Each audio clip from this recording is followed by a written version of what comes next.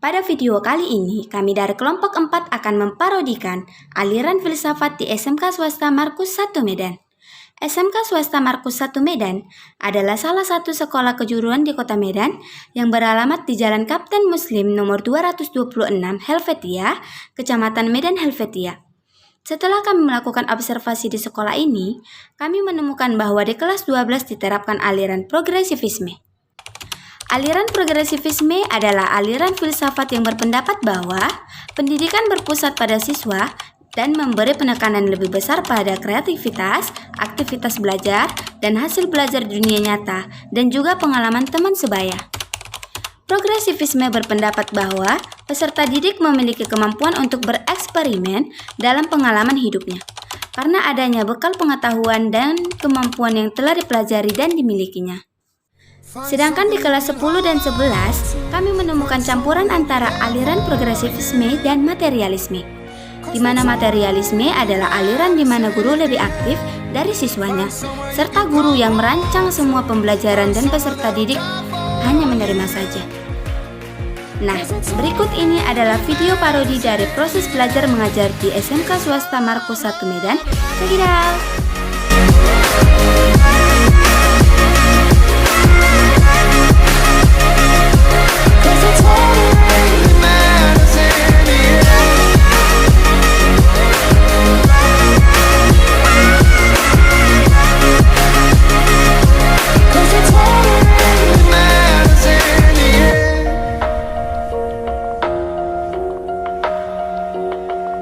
It's hard to tell the truth when you lie to yourself.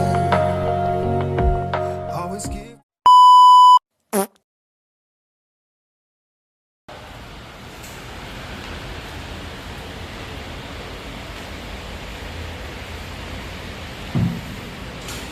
Selamat siang semua. Selamat siang, Bu. Sebelum kita memulai pembelajaran kita hari ini, ada baiknya kita berdoa. Nah, siapa yang mau memimpin doa? Saya, Bu. Baiklah teman-teman, sebelum kita mulai pembelajaran kita hari ini, mari kita berdoa menurut agama dan kepercayaan kita masing-masing. Berdoa dimulai. Berdoa selesai. Oke, terima kasih kepada Rika yang sudah memimpin doa kita siang hari. Oke, ibu absen ya, satu-satu sekarang. Yang pertama Hasan. Hadir, Bu. Yang kedua Rika. Hadir, Bu. Yang ketiga Jessica. Hadir, Bu. Yang keempat Febriana. Hadir, Bu. Yang kelima Hana. Hadir, Bu. Baik, sebelum kita memulai pembelajaran kita hari ini, Ibu ingin salah satu dari kalian mengumpulkan kembali materi yang sudah kita bahas sebelumnya. Untuk itu, Ibu mau salah satu dari kalian bersedia untuk memaparkan inti dari pembelajaran kita kemarin. Saya, Bu.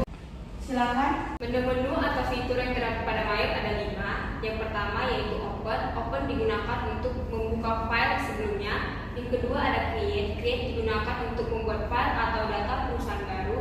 Yang ketiga yaitu explore. Explore digunakan untuk membuka file contoh yang telah disediakan pada Mayot. Yang keempat yaitu what's new. What's new digunakan untuk melihat fitur-fitur baru yang ada pada Mayot.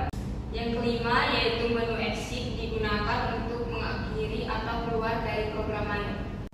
Jawaban yang bagus untuk kedua, tolong mencatat yang tidak disiripkan. Oke, Bu.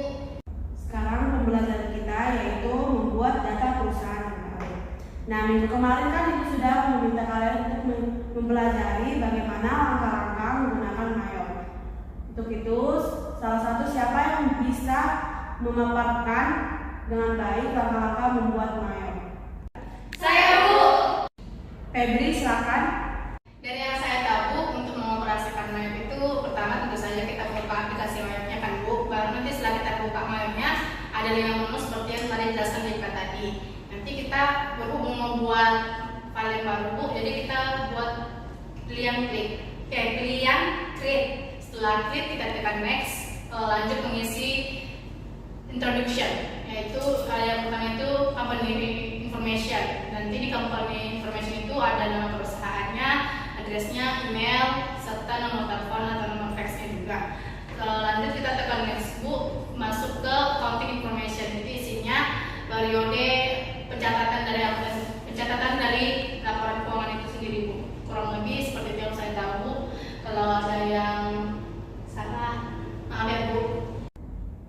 Dari jawaban Febri tadi, ada yang bisa menambahkan lagi? Saya Bu. Oke, Rika silakan. Selanjutnya ada account list. Pada account list kita pilih yang bagian kedua itu I would like to import. Kemudian ada company file. Pada company file kita klik change untuk mengubah halaman penyimpanan dan rename filenya supaya kita dapat mudah mencari file tersebut. Dan yang terakhir ada conclusion. Pada conclusion kita pilih comment center, setelah itu klik next. Selanjutnya data perusahaan sudah siap untuk kita gunakan. Terima kasih kepada Febri dan Rika yang mau berpartisipasi. Untuk ketua kembali lagi mencatat poin untuk mereka berdua. Ya Bu. Saya rasa dari penjelasan kedua teman kalian sudah dapat memahami bagaimana langkah-langkah menggunakan Mayo. Untuk itu, sesuai dengan pembelajaran kita yang di awal yaitu membuat data perusahaan, Ibu meminta kalian untuk mengerjakan atau mengaplikasikannya ke dalam aplikasi Mayo itu sendiri dan akan dikumpulkan minggu depan. Paham anak-anak? Paham Bu. Bagus. Sekian pembelajaran kita hari ini. Ibu harap kalian mengerjakan tugasnya dengan baik. Selamat siang semua. Selamat siang Bu.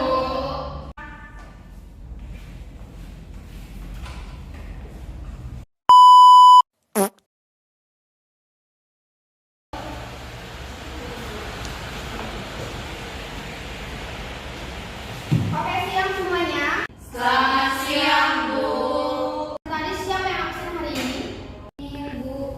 Tadi hadir semua ya. Oke, kita langsung masuk materi kita hari ini. Sama seperti minggu lalu udah Ibu jelaskan, yaitu tentang fungsi inverse. Nah, udah tahu semua artinya kan? Iya Bu, lupa banget Bu. Aduh, kok lupa kalian? Karena masih minggu lalu loh itu. Oke lah, Ibu ulang sekali lagi ya. Fungsi inverse itu adalah suatu fungsi matematika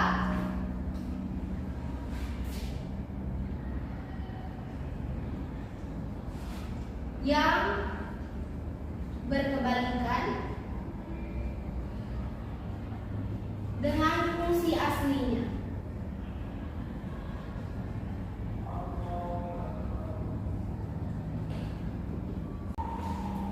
Oke, sekarang kita masuk rumus. Siapa yang rumusnya di sini? Rumusnya itu Bu, f pangkat min 1x sama dengan x kurang b per a. Oke, betul sekali. Biar teman-teman yang lain tahu, Ibu tulis ulang ya. Rumusnya kayak mana nih sudah sekolah kalian ini? Ax ditambah b. Nah, diubahnya itu ke fungsi inverse yaitu f min pangkat min 1x. Nah, sama dengan itu x dikurang b per a. Oke, kita masuk ke contoh ya. Contohnya itu yang pertama 2f fx sama dengan 2x ditambah 5. Nah, fungsi inverse-nya itu f min 1x sama dengan x dikurang 5 karena kebalikan itu positif diubah menjadi negatif dan a-nya itu ada 2. Oke, udah paham semua kan? Sudah Bu. Oke, berarti udah paham kan? Di sini Ibu akan tes kemampuan kalian. Siapa ya? Rika Bu. Ya Bu, Rika aja Bu. Ya itu pintar Bu, ambis. Oke, Kak, kamu apa fungsi inverse-nya 2x tambah 7? Fungsi inverse-nya Bu, x plus 7 per 2. Lah, kok tambah? Kan tadi fungsi inverse itu kebalikan. Kalau dia plus, berarti fungsi inverse-nya itu nanti minus. Jadi x kurang 7 per 2, bukan x tambah 7 per 2. Oke, biar mengasah kemampuan kalian, Ibu kasih soal besok ditumpul ke ketua kelas ya. Kalian catat, Ibu bacakan dari sini. Soal pertama, 5x tambah 2.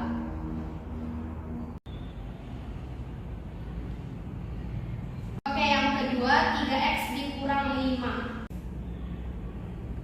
Siap Bu. Udah, yang ketiga itu 9x tambah 8.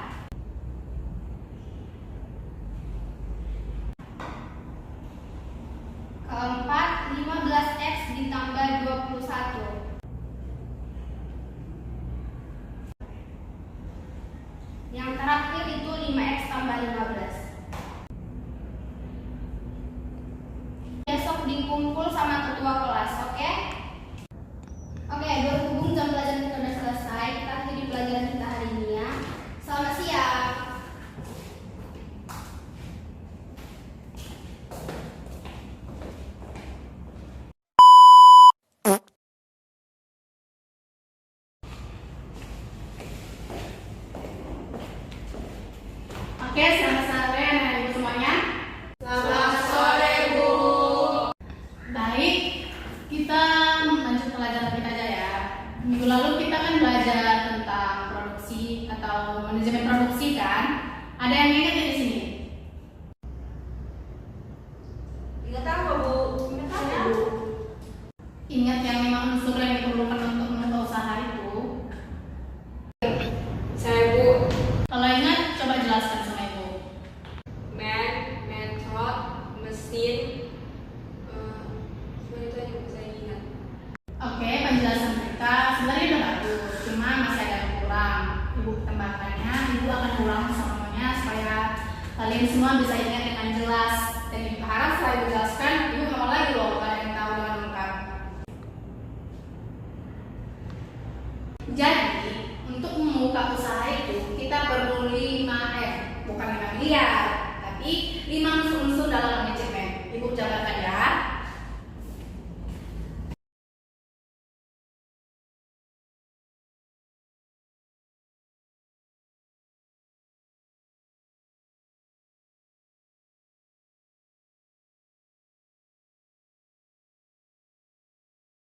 Nah, unsur yang paling utama itu manusia, karena tak mungkin usaha berjalan tanpa ada manusia yang menjalankan atau memanage-nya.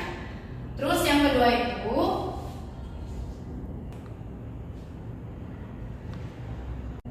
money atau uang, atau dalam usaha itu sering kita sebut dengan kata modal. Kalau nggak ada modal nggak mungkin kan usaha yang dapat berjalan. Dan modal ini menjadi penentu keberhasilan usaha, karena semakin besar modal kita, semakin besar peluang untuk usaha kita dapat maju. Yang ketiga, ada yang namanya metode. Metode ini apa, Ibu? Metode ini strategi. Banyak orang yang bilang rezeki akan tertukar. Nah, rezeki yang akan tertukar itu terjadi karena strategi usaha yang beda-beda. Contoh, usaha si A jual rumah makan, usaha B juga rumah makan. Sama-sama pula di rumah makan ya kan. Cuma si A dia mempromosikan itu di media sosialnya, sedangkan si B dia bergantung terhadap lokasi strategisnya.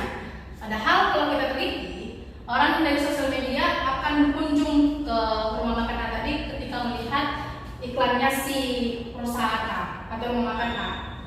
Selanjutnya unsur yang keempat itu adalah mesin. Mesin ini bukan melulu dengan mesin berat ya, bisa berupa peralatannya,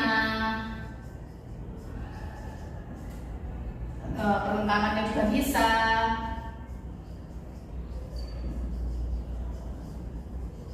Contohnya itu kalau usaha laundry capek sendiri kalau mencuci tangan, jadi perlu ada namanya mesin cuci. Nah, mesin cuci itu masuk ke sini mesin. Ini udah 4 ya.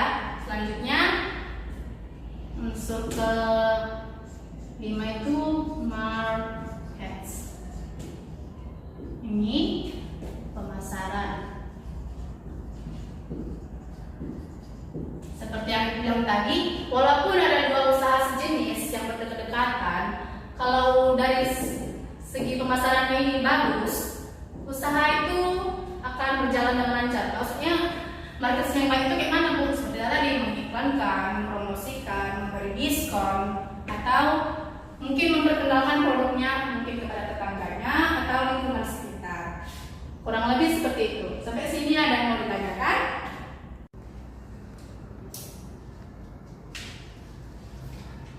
Oke, berarti udah paham semua ya kan? Sudah, Bu. Oke, karena udah paham, Ibu mau ngetes kepahaman kalian dengan kasih soal kalian.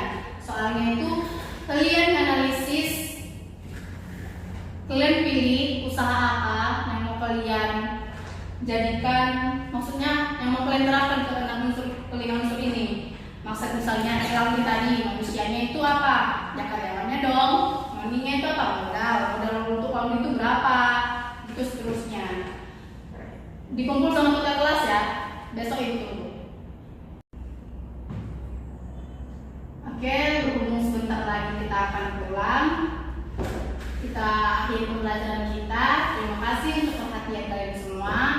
Dan PR jangan lupa diserahkan kepada ketua kelas. Sebelum kita pulang, ada baiknya kita berdoa. Siapa yang memimpin doa? Saya Bu. Baiklah teman-teman, sebelum kita pulang, mari kita berdoa menurut agama dan kepercayaan kita masing-masing. Berdoa dimulai. Berdoa selesai. Oke, selamat sore anak-anak. Sampai jumpa minggu depan. Sore Bu. Sekian video parodi tentang aliran yang diterapkan di SMK Swasta Markus 1 Medan. Kesimpulannya, kelas 10 dan 11 menerapkan aliran materialisme dan kelas 12 menerapkan aliran progresivisme. Ide atau saran yang bisa kami berikan adalah semua kelas harusnya menggunakan aliran progresivisme karena aliran ini mendorong siswa berkembang dan menciptakan bakat siswa. Hal itu relevan dengan tujuan SMK yang bertujuan menciptakan sumber daya manusia yang siap kerja. Demikian hasil video parodi dari kelompok kami. Lebih dan kurangnya kami minta maaf. Sekian dan terima kasih.